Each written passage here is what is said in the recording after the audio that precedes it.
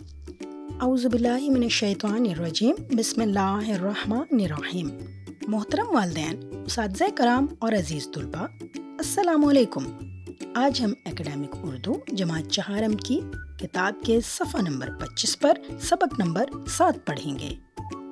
جیسا کہ آپ کو معلوم ہے، سیکھنے کی 4 مہارتیں ہوتی ہیں: سننا، بولنا، پڑھنا اور لکھنا۔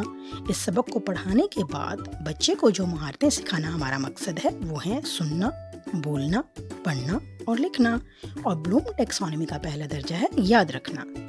آئیں بچوں، اکیڈمک اردو جماعت چہارم کے صفحہ نمبر 25 پر سبق نمبر 7 پڑھتے ہیں۔ ہمدردی۔ قبل از مطالعہ نمبر 1 ہے عام پرندے رات کو کیوں نہیں اڑتے؟ بچوں، اس کا جواب ہے اندھیرے کی وجہ سے اور شکاریوں کے ڈر سے۔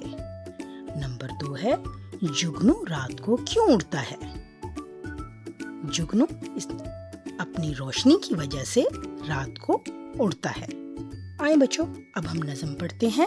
ٹہنی پہ کسی شجر کی تنہا بلبل تھا کوئی اداس بیٹھا، کہتا تھا کہ رات سر پر آئی، اڑنے چگنے میں دن گزرا۔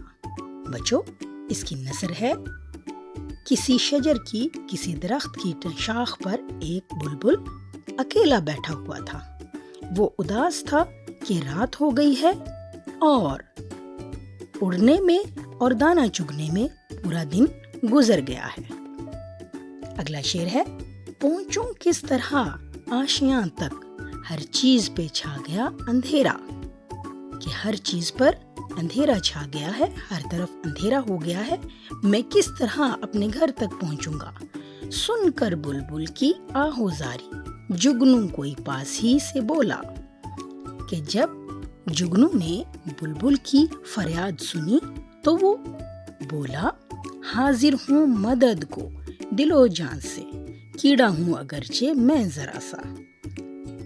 حالانکہ جگنو ایک چھوٹا سا کیڑا ہے، لیکن اس کے دل میں ہمدردی ہے، اس لیے اس نے کہا کہ میں آپ کی مدد کے لیے حاضر ہوں۔ کیا ہے غم جو رات ہے اندھیری، میں راہ میں روشنی کروں گا۔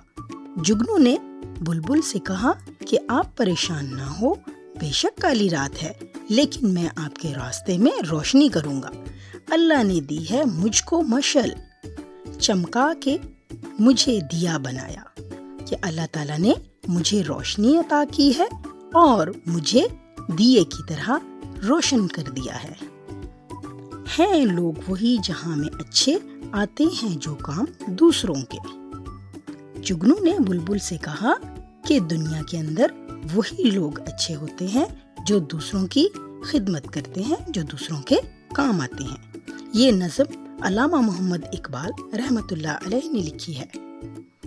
بچوں، کیا آپ جانتے ہیں جگنو کی بعض اقسام میں مادہ کے پر نہیں ہوتے جو رات کے وقت زمین پر رینگتی دکھائی دیتی ہے؟ خاص الفاظ جو آپ نے اس نظم میں پڑھے وہ ہیں شجر، بلبل، مشعل، آشیاں، آہوزاری، اداس۔ بعد از مطالعہ جگنو نے اپنے آپ کو کس چیز سے تشبیہ دی؟ بلبل کو کس بات کی فکر تھی؟ بچوں، یقیناً آپ نے اس سبق کو سن کر بہت کچھ سیکھا ہوگا۔ اگلے سبق تک کے لیے اللہ حافظ۔